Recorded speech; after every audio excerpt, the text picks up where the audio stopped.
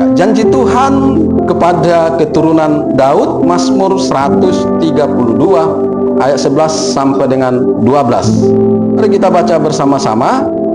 1, 2, 3. Tuhan telah menyatakan sumpah setia kepada Daud. Ia tidak akan memungkirinya. Seorang anak kandungmu akan kududukkan di atas tahtamu. Jika anak-anakmu berpegang pada perjanjianku dan pada peraturan-peraturanku yang kuajarkan kepada mereka, maka anak-anak mereka selama-lamanya akan duduk di atas tahtamu. Katakan amin. Nah, apa janji Tuhan kepada keturunan Daud? Kita sudah baca kebenaran firman Tuhan. Apa janji Tuhan kepada keturunan Daud? Yaitu melanjutkan atau meneruskan berkat yang sudah diterima Daud dari Tuhan. Berkat apa itu?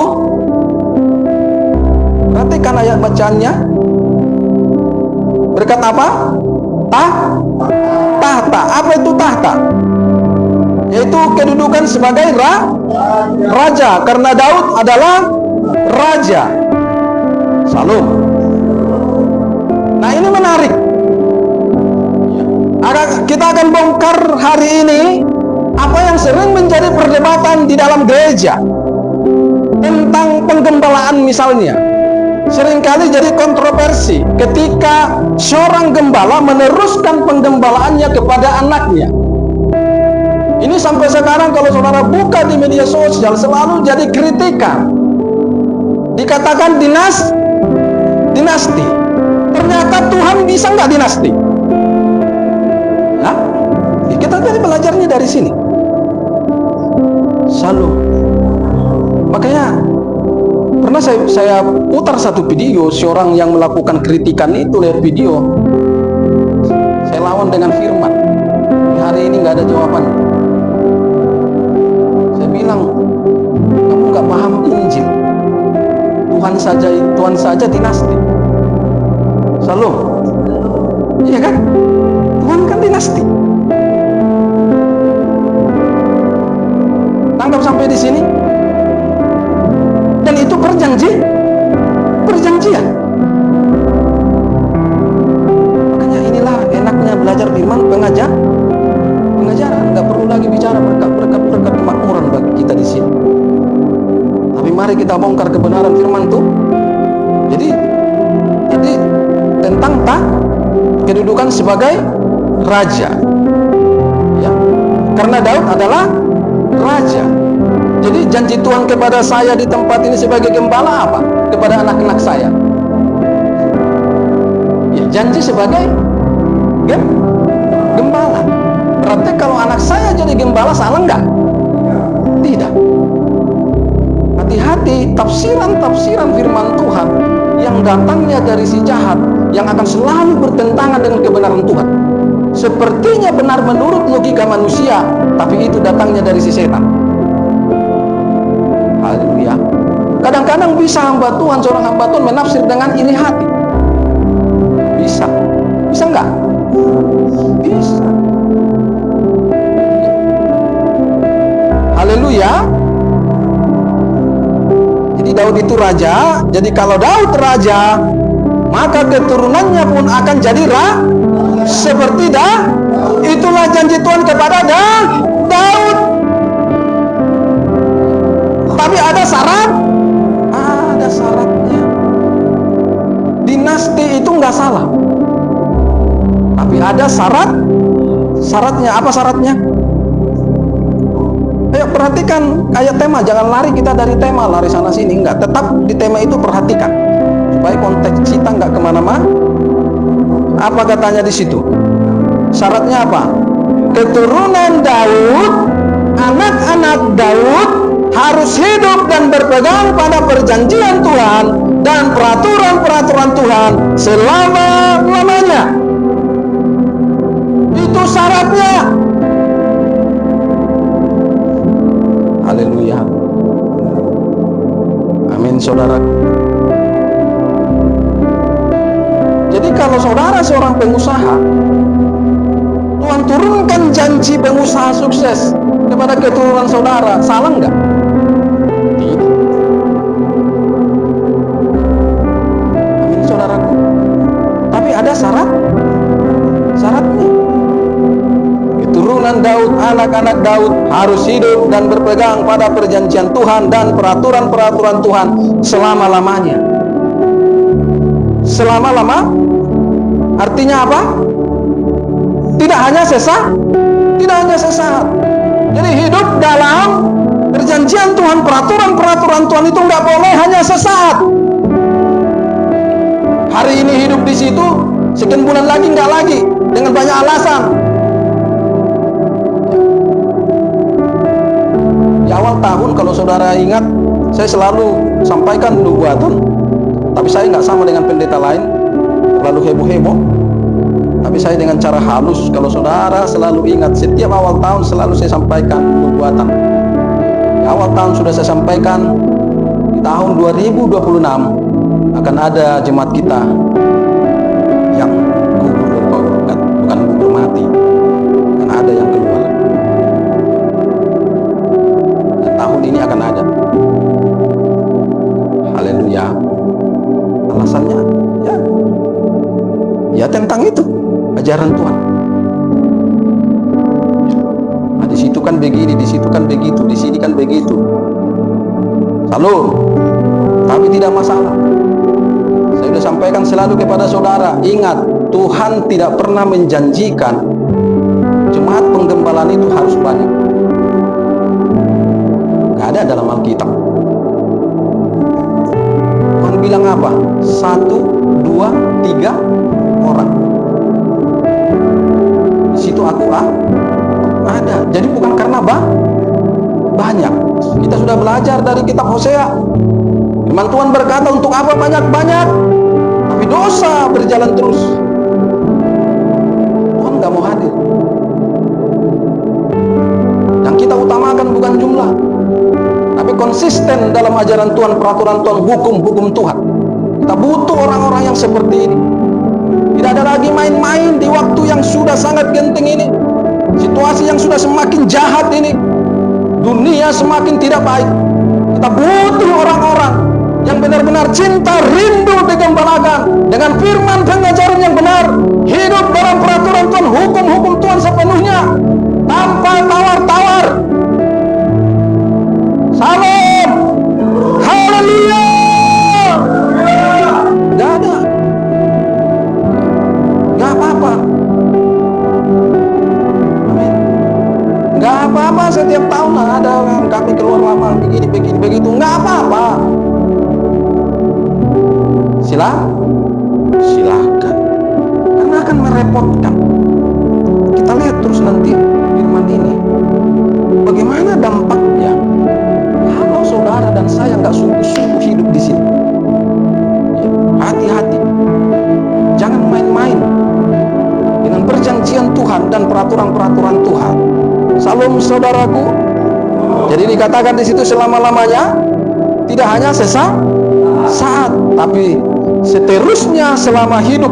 Itu maksudnya selama-lamanya, selama saudara dan saya hidup.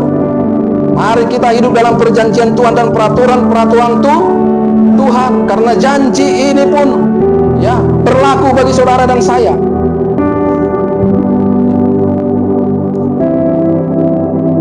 Lalu apakah janji itu ditepati Tuhan kepada Daud?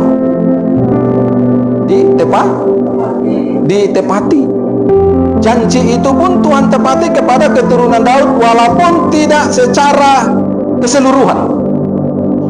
Ingat, perhatikan, janji itu pun Tuhan tepati kepada keturunan Daud, walaupun tidak secara keseluruhan. Maksudnya, tidak semua keturunan Daud Tuhan jadikan raja. Haleluya. Yang jadi raja misalnya siapa? Raja Salomo, Raja Abiam, Raja Asa, Raja Yosafat, Raja Hizkia, dan lain-lain. Dan puncaknya terakhir dari janji itu adalah Yesus Raja dari segala raja adalah keturunan Daud.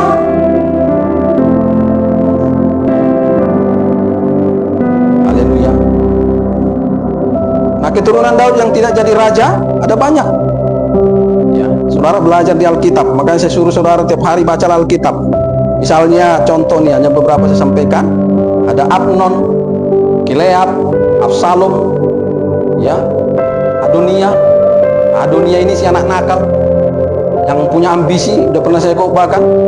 Terus Sepaca, Sitrean, dan yang lain yang semuanya tidak dapat saya jelaskan karena waktu terbatas. Ya. Nah, yang menjadi pertanyaannya, kenapa tidak semua keturunan Daud menjadi raja? Kan Tuhan sudah berjanji. Salam. Tuhan sudah berjanji kepada keturunanmu. Tuhan nggak bilang kepada sebagian keturunanmu. Tapi pertanyaannya, kenapa tidak semua keturunan Daud jadi raja? Hah? Masih ingat bahwa janji bisa dibatal kalau tidak sesuai? Masih ingat ayatnya? Zakaria 11 ayat 10 sampai dengan 11. Zakaria 11 ayat 10 sampai dengan 11. Ya, dikatakan di sini, aku mengambil tongkatku kemurahan, lalu mematahkannya untuk membatalkan perjanjian yang telah kuikat dengan segala bangsa. Kalau udah berkata segala bangsa, ya seluruhnya. Haleluya. 11. Jadi dibatalkanlah perjanjian pada hari ini. Maka tahulah pedagang-pedagang domba dan sedang mengamati aku bahwa itu adalah firman Tuhan. Jadi janji bisa dibatal. Kenapa dibatalkan? Karena tidak Jadi tidak semua keturunan Daud sesuai. Demikian bagi saudara dan saya. Janji Tuhan bagi keturunan Daud juga berlaku bagi keturunan saudara dan saya, asalkan keturunan saudara dan saya hidup dan berpegang pada perjanjian Tuhan dan peraturan-peraturan Tuhan selama-lamanya. Katakan amin. Ya. Tapi pastikan keturunanmu bagaimana? Pastikan keturunanmu hidup berpegang pada perjanjian Tuhan dan peraturan-peraturan Tuhan selama-lamanya. Ya. Oleh sebab itu, ajarkan itu kepada keturunanmu, kepada anak-anakmu. Salam. Ajarkan. Jangan ajarkan yang lain. Haleluya.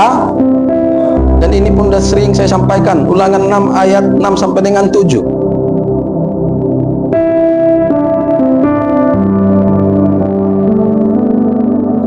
Ulangan 6 ayat 6 sampai dengan 7 dikatakan di situ, apa yang kuperintahkan kepadamu pada hari ini haruslah engkau perhatikan, haruslah engkau mengajarkannya berulang-ulang kepada anak-anakmu dan membicarakannya apabila engkau duduk di rumahmu, apabila engkau sedang dalam perjalanan, apabila engkau berbaring, dan apabila engkau bangun.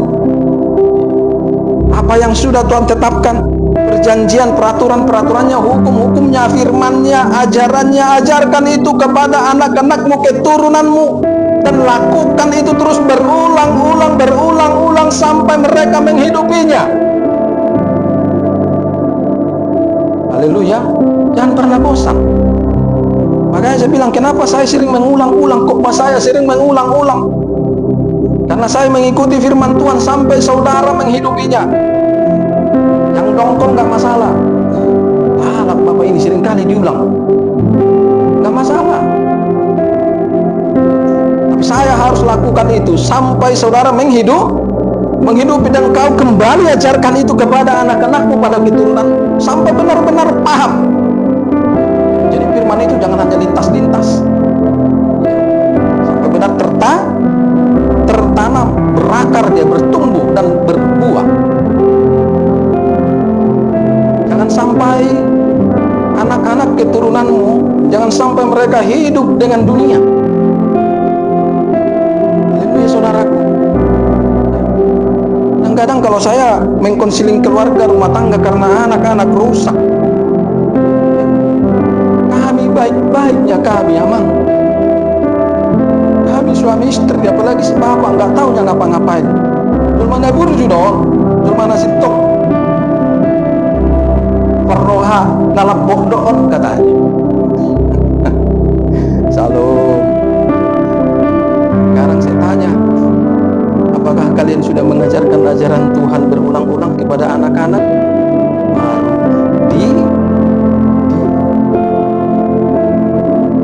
Jadi jangan dibilang nggak ada yang sah, ada yang salah. Bukan karena kita nggak pernah mencuri, karena kita lembut-lembut di rumah, lalu itu jaminan anak kita menjadi anak yang benar. Jaminannya ajaran Tuhan. Diajarkan nggak kepada anak-anak? Diberitahukan nggak perjanjian Tuhan? Aturan-aturan Tuhan, hukum-hukum Tuhan. Masalahnya dari kecil tidak. Kalaupun sekolah minggu ya, apalagi yang diajarkan sekolah minggu. Paling yang menyenangkan namanya anak-anak. King Kong badannya pendek. Tapi harus ada tambahannya di rumah. Itu urusan orang tua. Tapi kadang-kadang orang tua ini orang-orang Kristen menaruhnya semua ke punggung pendeta.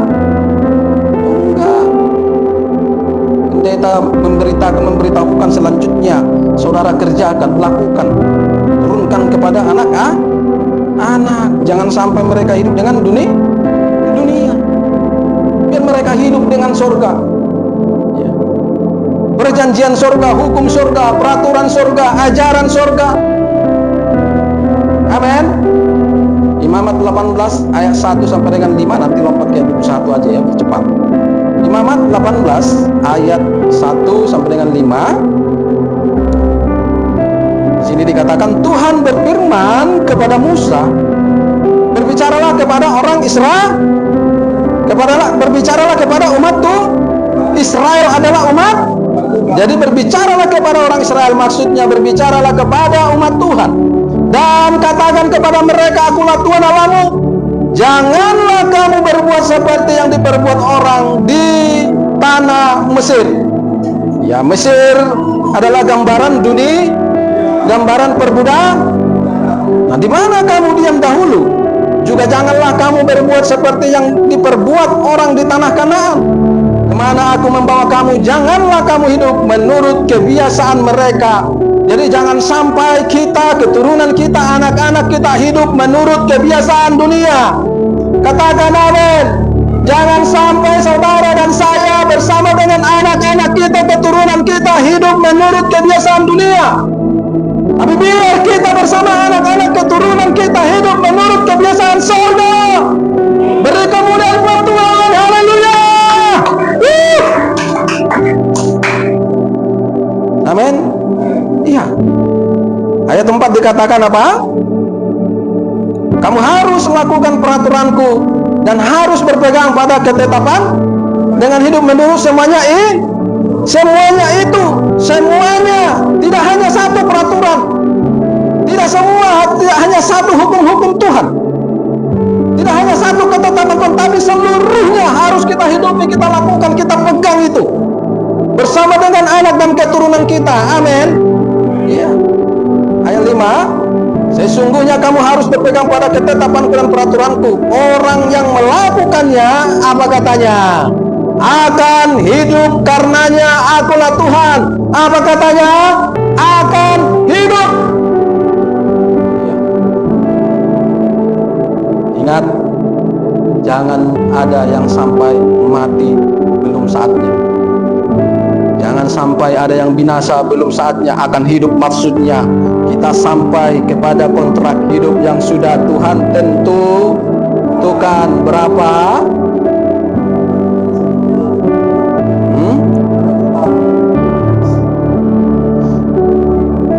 70 sampai 80. Jadi kita sampai ke sana bersama dengan anak-anak kita. Gak ada yang mati di bawah itu.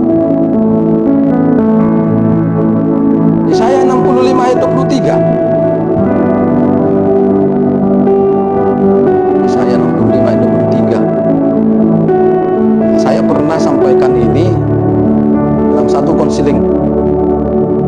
keluarga, tiba-tiba bapaknya marah, bentak saya. Maksud apanya? Marah saya pikir. Rupanya ada anaknya laki-laki masih lajang, mati kecelakaan beberapa tahun yang lalu. Ketika saya sampaikan ini, kita kan nggak tahu, kita nyampaikan kebenaran. Saya bilang saya nggak tahu Pak, saya nyampaikan kebenaran. Ini firman Tuhan. Ayo kita baca dulu. Yesaya 65 ayat 3. Ayo 1, 2, 3. Mereka tidak akan bersusah-susah dengan percuma dan tidak akan melahirkan anak yang akan mati mendah. Sekali lagi, tidak akan melahirkan anak yang akan mati mendah, sebab mereka itu keturunan orang-orang yang diberkati Tuhan, dan anak cucu mereka ada beserta mereka. Haleluya.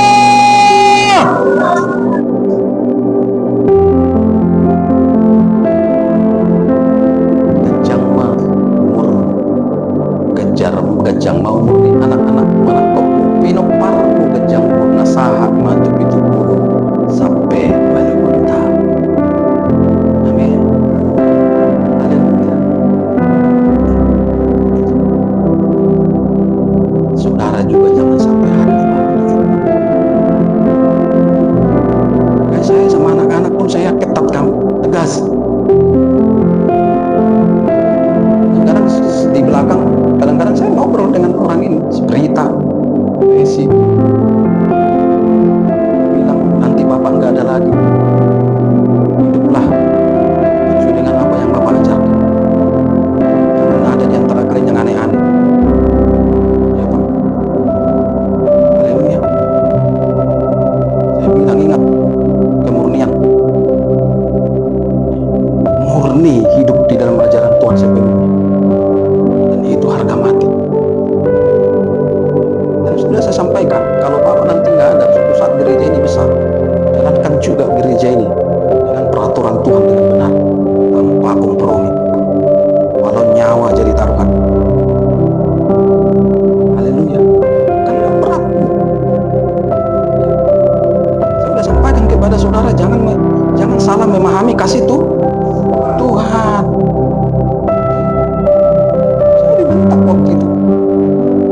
Tuhan itu kasih ama parhulung do jauh baik ngomong makatai ini firman.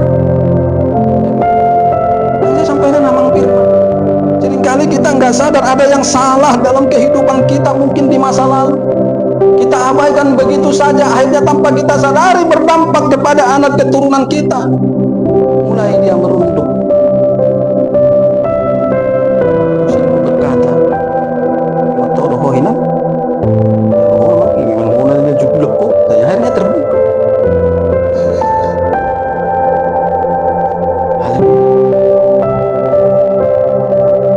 Jangan, jadi penilaian kita dengan diri kita bahwa kita orang baik atau orang benar tidak boleh menurut persepsi pikiran kita, harus sesuai kebenaran. Amin. Saya juga pernah melayani seorang pendoa, ya, sama anaknya juga kecelakaan dan meninggal di tempat. Sudah puluhan tahun, bertahun-tahun jadi pendoa. Bahkan kalau berdoa, hire papa sekedek kanasin kata. Setelah saya sampaikan firman, ama nggak pernah ini ku dengar katanya.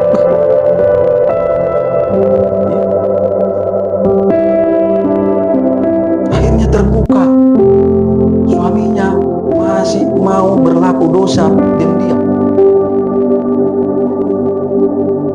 Merokok dan diam. Saya bilang tuh. Kalau hidupmu benar, kalian melayani dengan benar, Tuhan berjanji keturunan akan hidup. Itu janji. Itu janji. Termasuk adik saya yang di bawah saya, itu saya yang sekarang. Yang pernah saya ceritakan itu bayinya baru lahir hanya berapa minggu, habis dimandikan, diletakkan, balik dari dapur bikin susu, sudah hitam. Nangis.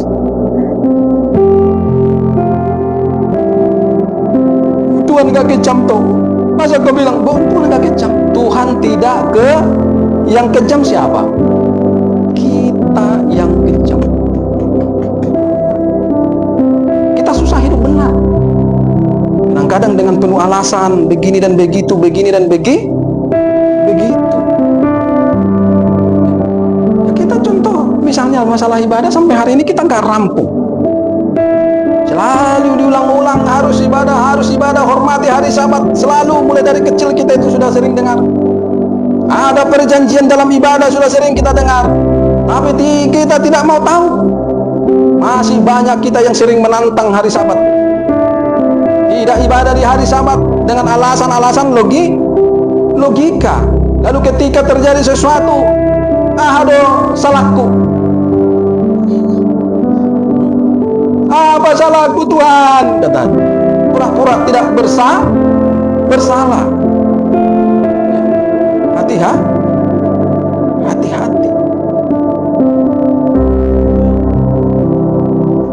Amin.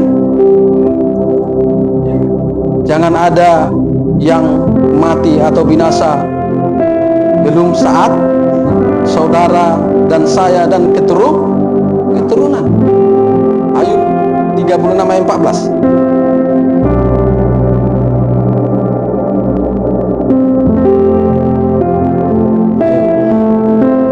Ayub 36 ayat 14 dikatakan di situ, nyawa mereka binasa di masamu dan hidup mereka berakhir sebelum saatnya. Kamu anak muda, jangan main-main dengan dosamu. Pemuda-pemudi, jangan main-main kau dengan hidupmu, sotong maupun. Tuhan gak segan-segan putuskan nyawamu di masa muda. Kalau kau gak mau hidup benar, kalau kau gak mau hidup kudus. Salam anak muda, jangan main-main. Berhenti berbuat dosa. Nggak taunya Pak Gembala, nggak tahu saya, tapi Roh Kudus akan kasih tahu. Kalau dia bilang sungguh-sungguh, ayo sungguh-sungguh, nggak ada rugi. Saya bilang, saudara, kalau sungguh-sungguh ikut Tuhan, sungguh-sungguh hidup dalam perjanjian Tuhan, peraturan Tuhan, hukum-hukum Tuhan, titah-titah Tuhan, nggak ada yang rugi. Kita akan hidup selamanya sampai dengan usia yang Tuhan tentukan, 70-80. Kalau bisa lebih. Bonus. Syukung udah pulang ke Sibolga. Kalau kemarin usia Syukung 86, tapi tetap sehat, wajahnya sehat segar.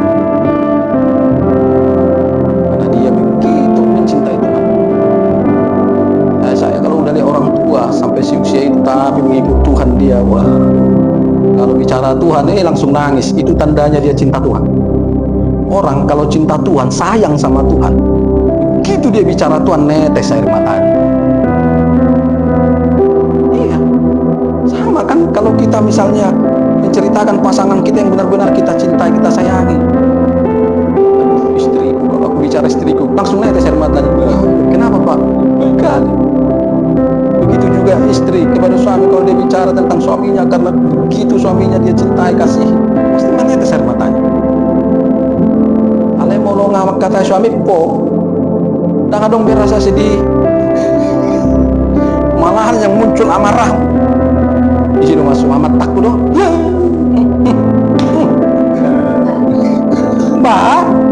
Bahaya itu tanda tanya. Ingat, sudah saya bilang, kau bisa tetap mempunyai hubungan dengan istrimu, suamimu, suami istri, tapi cinta udah nggak ada lagi, kasih sayang sudah nggak ada. Bisa tetap satu bisa loh. Dan itu banyak terjadi. Kau bisa tetap mengikut Tuhan, dan bahkan kau beribadah pada Tuhan, bahkan kau sembah Tuhan, tapi kau nggak cinta dan sayang sama Tuhan. Bisa.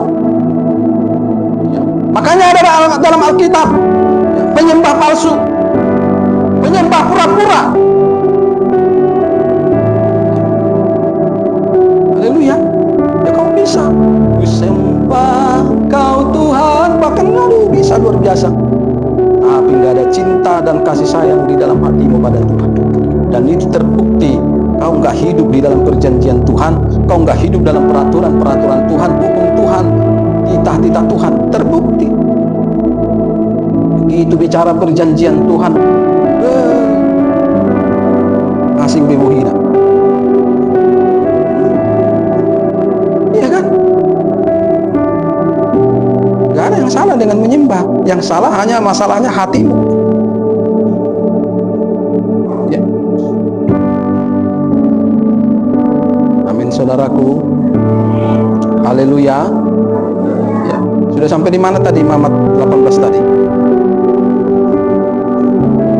Ayat 5 ya. Ya kan? Sesungguhnya kamu harus berpegang pada peraturanku dan peraturan ketetapanku dan peraturanku. Orang yang melakukannya akan hidup karenanya, akulah Tuhan. Ayat 21 kita lompat tadi ke 21, saya katakan cepat-cepat. Janganlah kau serahkan seorang dari anak-anakmu untuk dipersembahkan kepadamu, supaya jangan engkau melanggar kekudusan nama Allah. Akulah Tuhan, Tuhan.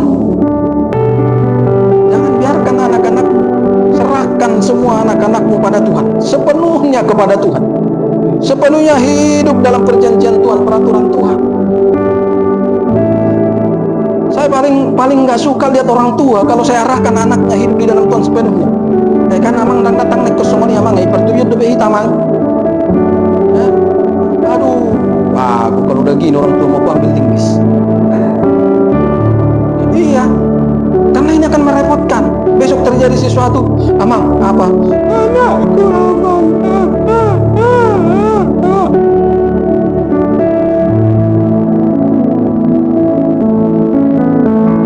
Ada yang rugi kalau anak-anak kita serahkan sama Tuhan. Kenapa rupanya? Tuhan sudah berjanji kok akan hidup, akan pun berkati. Ikut Tuhan tapi masih suka dengan hal-hal dunia ini. Aduh, masih sama dengan orang dunia. Apa yang dikejar orang dunia masih itu yang kita kejar. Semalam sudah kita belajar dalam Vespadupa. Apa kata Daud? Daud tidak lagi mengejar itu, tapi Daud mengejar Tuhan. Dia kejar Tuhan. Dia perkuat hubungannya dengan Tuhan. Makanya dia semalam dia bilang apa dalam Mazmur 131 ayat 1 sampai dengan 3 apa? Ayo kita ini sedikit. Makanya rajin-rajin ya saudara absen di Vespadupa. Apa katanya? Daud berkata apa? Nyanyian Jara Daud, Tuhan, aku tidak tinggi dan tidak sombong memandang apa? Dan tidak memandang dengan aku tidak mengejar hal-hal yang terlalu atau hal-hal yang terlalu ajaib bagi terus. Sesungguhnya aku telah menetapkan dan mendiamkan jiwaku seperti anak yang disapi diberbaring dekat ibunya. Ya, seperti anak yang disapi jiwaku dalam diriku. Terus berharaplah pada Tuhan, hai Israel, hai umat Tuhan, dari sekarang sampai selama-lamanya. Semalam kita sudah belajar. Disapi artinya baru cerai susu. Kalau dalam kitab Yesaya semalam kita belajari Yesaya 28 ayat 9. Dan orang berkata, kepada siapakah dia mau mengajarkan pengetahuannya, dan kepada siapakah ia mau menjelaskan nubuat-nubuatnya, seolah-olah kepada anak yang baru dan yang baru cerai susu. Ini bicara hubungan yang kuat antara anak dengan ibunya. Ini adalah kata perumpamaan hubungan kita dengan Tuhan. Harus kuat seperti hubungan jiwa batin anak dengan ibunya, sehingga si anak mengalami ketenangan, kedamaian jiwa ketika berbaring dekat ibunya. Demikian kita kepada Tuhan, tapi dengan syarat kejar Tuhan. Jangan lagi hal-hal yang disombongkan dunia ini kita kejar. Moraun hagabeun hasangapon. Itu kesombong, keangku, bukan itu lagi. Kejar hubungan yang kuat dengan Tuhan. iman makin kuat, makin hebat, makin kau merasa damai, makin kau merasa tenang, bukan karena harta kekayaan, tapi karena hubungan dengan Tuhan. Pogos peho, miskin peho, kalau hubunganmu tu Jehovah mantap, sonang doh. Amin. Lazarus nggak pernah pusingkan dia, walaupun Lazarus itu miskin jong. Bukan hanya miskin jong. Dia nggak punya rumah, makan pun susah. Tapi adakah dicatat dalam Alkitab Lazarus itu menyesal dengan hidupnya? Pernahkah tercatat dalam Alkitab Lazarus itu berkeluh kesah, bersungut-sungut? Tidak. Karena dia tahu Tuhanlah kebahagiaannya. Saya bilang semalam, kita nggak salah kah? Nggak salah. Tuhan juga berjanji kita akan diberkati berlimpah. Tapi jangan patokan kita itu. Jangan kita ikut Tuhan itu karena itu, jangan. Mari kita ikut Tuhan karena kita mau menjalin hubungan yang kuat dengan Tuhan seperti Daud. Semakin kuat, semakin mengikat, semakin kita melekat. Hati kita melekat pada Tuhan. Amin, saudaraku. Haleluya. Ya. Harus kita alami. Jadi mari sungguh-sungguh lagi ikut Tuhan, sungguh-sungguh lagi hidup dalam perjanjian Tuhan, peraturan Tuhan. Ya, jangan main. Ya. Gak ada kebahagiaan lain. Saya nggak pernah pikirkan, aduh sukseslah nanti si Berita ini jadi orang kaya, berbahagia aku. Enggak.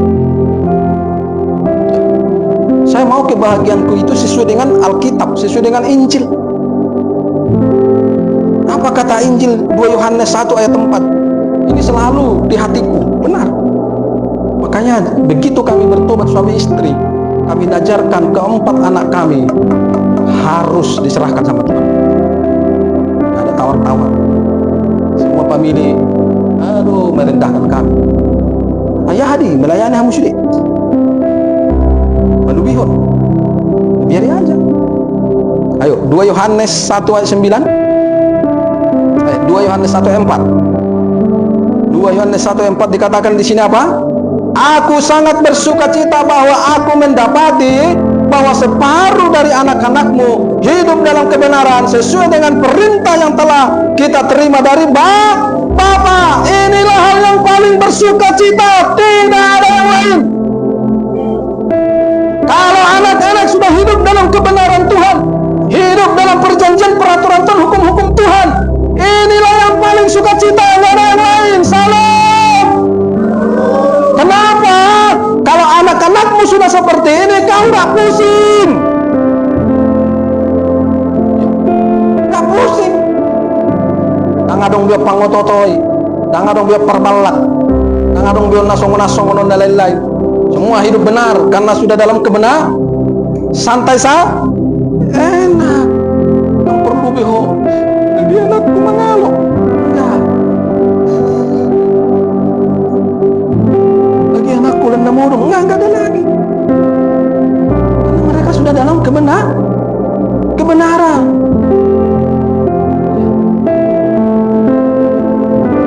Saudaraku,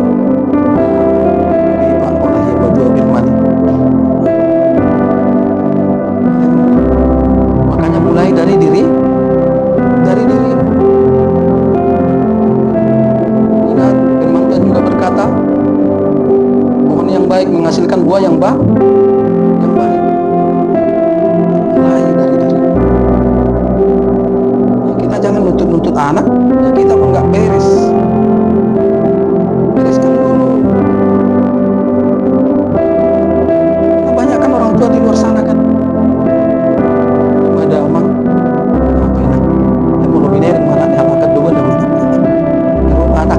Setak pun mau.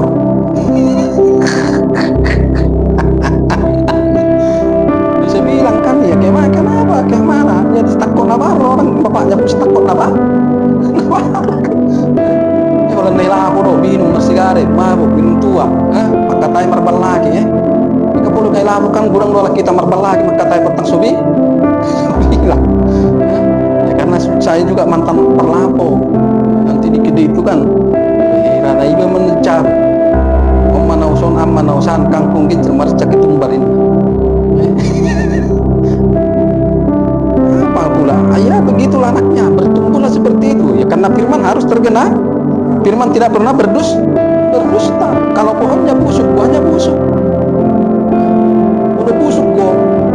Kalau makai turunan udah busuk. Jadi mulai sesali hoi. Mulai lo taki ogel lengmi, mau lo takam. Lo tak ulum yalani audi. Berdamai kau sama Tuhan. Tuhan ampuni aku. Aku Tuhan banyak dosa. Ingat firman Tuhan, barang siapa mengaku dosanya maka dia setia dan jangan malu gengsi mengaku salah. Baik dosa masa lalu bereskan sama Tuhan. Saya kalau udah bertingkah anak kami, saya koreksi diri, masih ada nggak Tuhan yang salah? Karena dulu saya mantan bajingan kan, kurang ajar. Saya koreksi lagi, ada nggak ya dosa-dosa kecil yang saya tutupi di hadapan Tuhan? Masih ada nggak ya? Saya koreksi. Ya. Saya koreksi Bapak Ibu. Janganlah kita ini gengsi di hadapan Tuhan mengoreksi diri. Iya Tuhan, masih ada kesalahan kecil yang aku simpan. Ampuni aku Tuhan. Supaya jangan turun kepada anak-anakku. Ingat, untuk dosa keturunan, jangan sampai kau wariskan. Jangan kau wariskan itu. Ya. Ratapan 7 ayat 5 coba. Ratapan 7 ayat 5. Oh, ratapan 7. Ini ratapan 1. Ratapan 7, ratapan 7. Ada. Ratapan 5 ayat 7 coba. Kembalikan. Ratapan 5 ayat 7. Iya. Perhatikan. Apa katanya di situ? Bapak-bapak kami berbuat dosa, mereka tidak ada lagi, dan kami yang menanggung kedurjanaan dan durjaan mereka. Kalau sudah bicara bapak juga udah ikut ibu. Jangan ibu-ibu. Kalau kan bapak ada di dokter di sini Pak. Juga mau. Ingat. Kenapa saya bilang kalau dibilang bapak sama dengan ibu? Karena kau sudah satu tubuh dengan istrimu, kan firman Tuhan.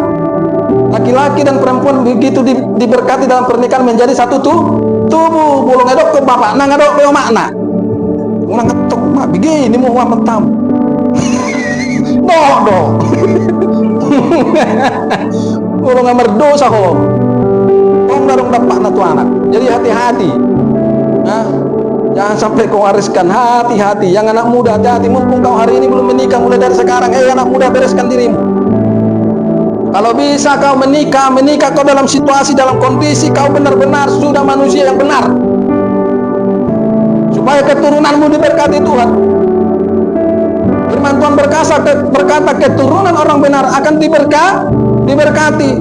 Jadi begitu kau masuk dalam pernikahan, posisimu dalam situasi manusia benar. Keren enggak? Pasanganmu benar, kau benar. Mantap. Kuna ngatong nggak benar, betul nggak benar. Ya, seperti yang terjadi sekarang kan. Aku udah muak, banyak saya layani begitu. Begitu datang ke rumahnya, apa masalah kita? Apa masalah ini? Ini emang suamiku.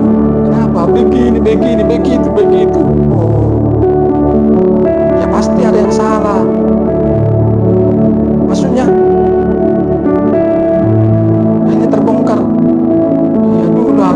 bertobat aku dulu ibadah di karismatik, jumpa aku di tempat kerja sama suamiku yang sekarang ini. Aku tengok dia ganteng kali, ada pula kedudukannya waktu itu mandor dia jadi jatuh cinta itu. Iya kan, dipikirkan dulu Pak masa depan. Mana masa depanmu? Sekarang kau airnya apa? Ada uang, ada rumah, tapi air mata tiap hari menangis. Sesali, udah bisa lagi aku pakai lagi. Bilang tahu Pak, tahu. Di mana kau sekarang ibadah? Itu lama baliklah aku ke gereja yang dulu, itu suamiku. Tahun lalu ada loh, hamba Tuhan. Hamba Tuhan bayangin, masih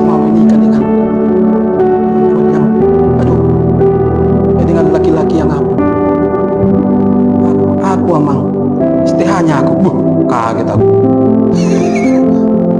Tapi ku ambil suami ku amang yang begini begitu. Karena dulu dia kerja ini katanya. Menyesal aku, sekarang aku tersiksa katanya. Nah, jadi tersiksa, tekanan batin, sering sakit.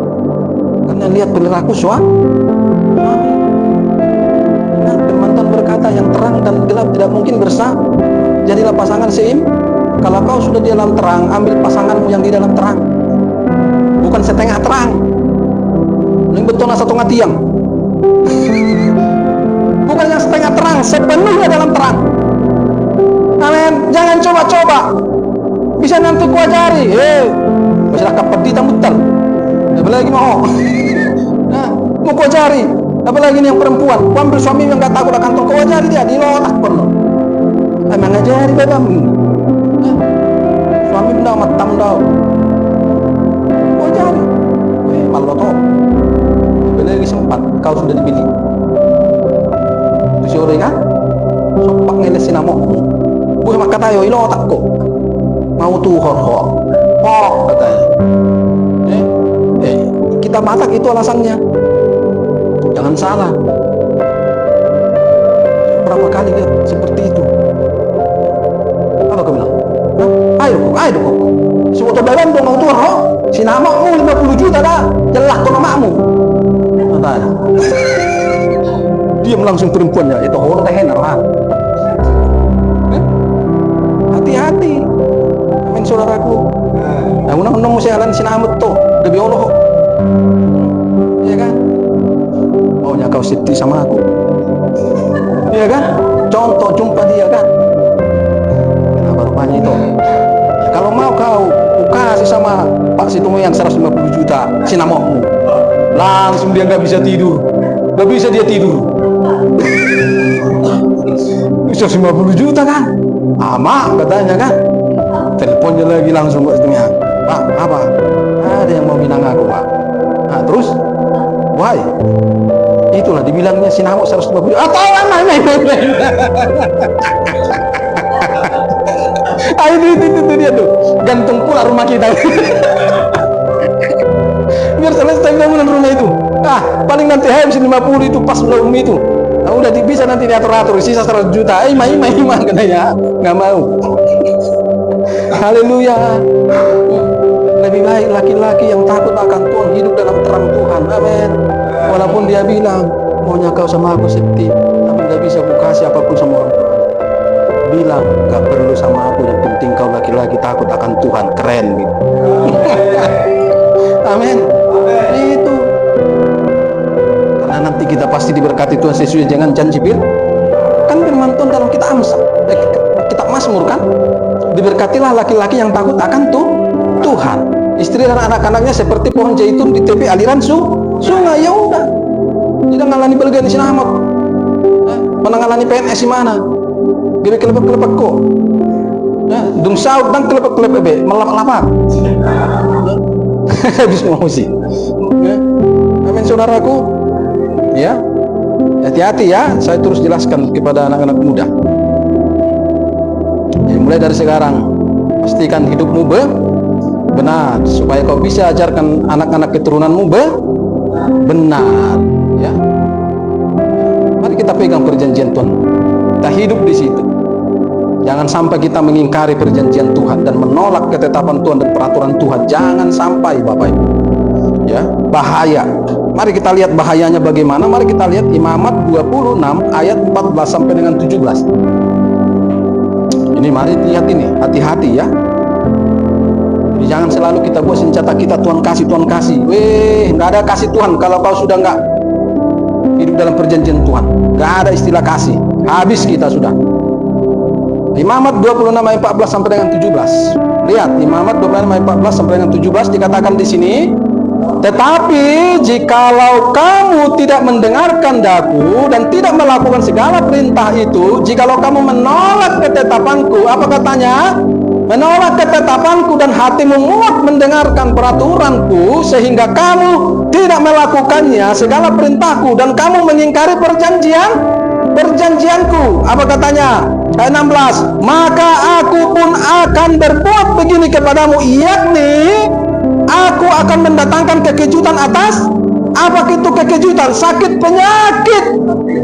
Makanya dari situ batuk kering serta demam yang membuat mata rusak dan jiwa merana. Kamu akan sia-sia menabur benih karena hasilnya akan habis dimakanmu musuhmu. Lo jahita mangula sulau le lalap rugi isua neme modalnya 4 juta hasilnya tuh 1,5 juta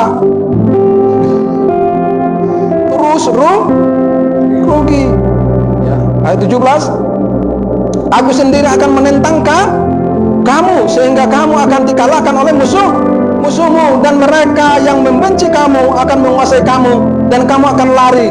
Sungguh pun tidak ada orang mengejar kamu. Aku sendiri akan menentang kamu. Bayangin kalau sampai Tuhan jadi penentang kita, habislah sudah hidup kita.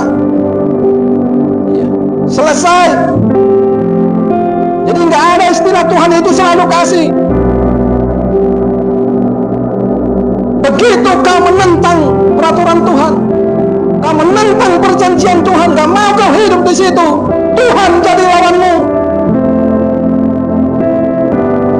Gak ada sikit kasih, ajaran sesat.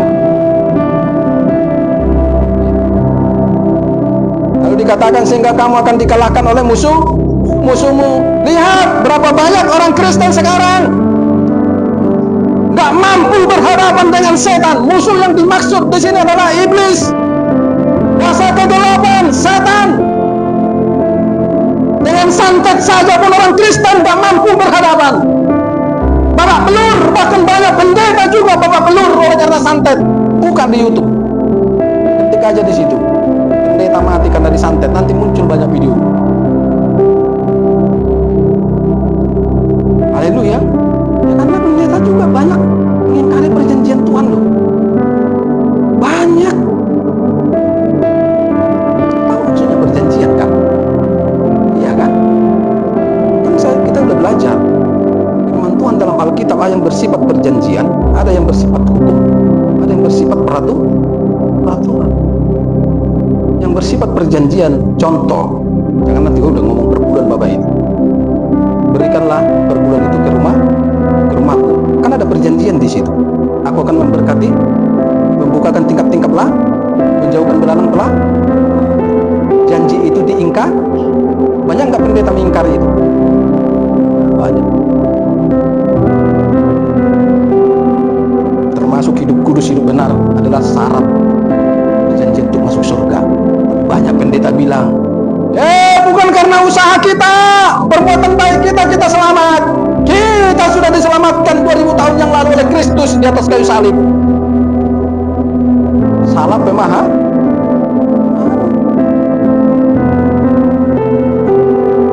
Salib 2000 tahun yang lalu bukan syarat mutlak bagimu untuk besok kau masuk surga. Tergantung apakah kau hidup dalam kebenaran, mau diperbudak kebenaran sesuai dengan kitab Roma. Tapi kalau tidak, selesai sudah. Kalau itunya syarat mutlak masuk surga, keselamatan masuk surga, ngapain lagi ada neraka? Iya kan?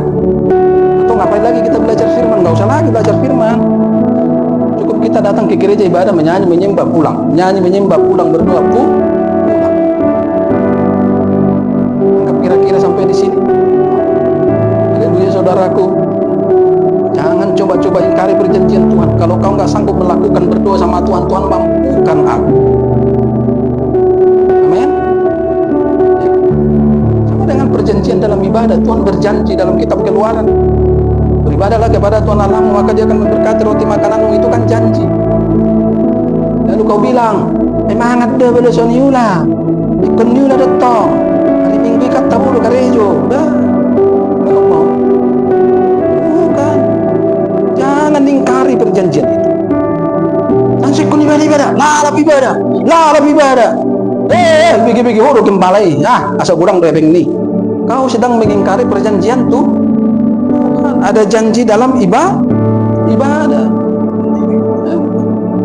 Hati-hati, jangan ingkari, pegang janji itu. Oh, ada janji Tuhan dalam ibadah. Dia akan memberkati roti makananku. Dia akan buat panjang umur. Dia akan berkati kandunganku. Kan ada di situ kan. Tidak ada di antaramu perempuan yang akan mengalami keguguran. Amin, saudaraku. Iya. Jadi jangan ingkari perjanjian Tuhan. Hiduplah di situ. Hiduplah dengan peraturan Tuhan. Jangan sampai kamu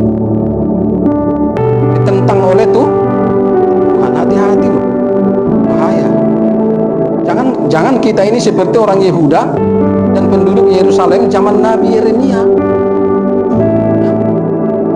Orang Yehuda dan penduduk Yerusalem itu berani loh mengingkari perjanjian Tuhan, makanya Tuhan marah. Mari lihat Yeremia 11 ayat 9 sampai dengan 11. Ini ayat terakhir. Yeremia 11 ayat 9 sampai dengan 11. Ya, mari. Berfirmanlah Tuhan kepadaku, telah terdapat persepakatan jahat di antara orang Yehuda dan penduduk Yerusalem. Persepakatan jahat apa? Mari kita lihat. 10.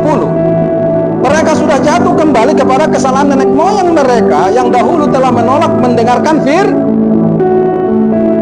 Jadi kesepakatan jahat apa? Menolak firman, menolak peraturan Tuhan, hukum-hukum Tuhan. Terus mereka mengikuti Allah lain dan beribadah kepadanya. Kaum Israel dan kaum Yehuda telah mengingkari perjanjianku. Berarti kalau dikatakan perjanjian yang dimaksud di sini tadi, perjanjian dalam firman, termasuk dalam ibadah.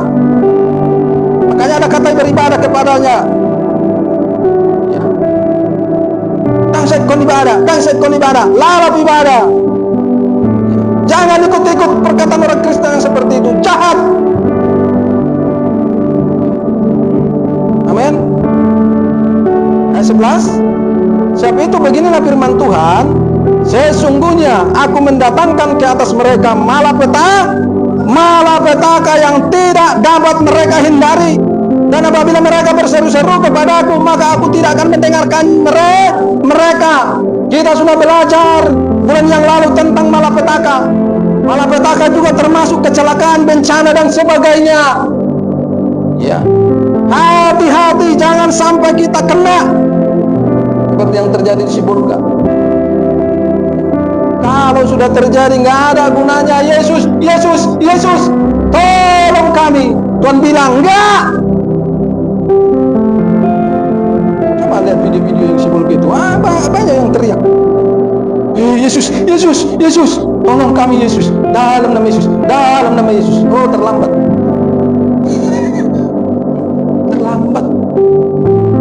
Sediakan payung sebelum hujan.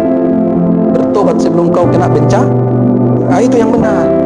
Bukan setelah datang bencana. Nah, terlambat. Sabu. Haleluya. Sampai mayat pun keluar dari kuburan. Ya kan? Kan ada itu media sosial kan? Mayat keluar dari kuburan karena longsor. Tuhan kalau sudah marah, selesai kita. Nggak ada lagi. Jadi jangan sampai kita berhadapan dengan amarah Tuhan, malah petaka yang daripada Tuhan, bencana yang daripada Tuhan, celaka yang daripada Tuhan. Jangan. Ya, amin saudaraku. Mari kita sungguh-sungguh hidup dalam perjanjian Tuhan. Usah dengarkanlah Kristen-Kristen yang lain, aduh, yang berani menentang perjanjian Tuhan, berani menantang peraturan-peraturan Tuhan. Nggak usah dengarkan itu. Biarkan mereka, nanti upah mereka ada kok. Haleluya. Akan kelihatan. Kapan itu kelihatan? Ketika Tuhan berikan bencana di tempat itu, maka akan kelihatan mana orang-orangnya Tuhan yang sesungguhnya. Akan kelihatan. Di situ akan mereka lihat, asik kalakon, sehat-sehat katanya kan. Dan itu akan menjadi kesaksian yang luar biasa. Kita hidup sehat-sehat aja, bisa makan dan minum, itu udah puji Tuhan.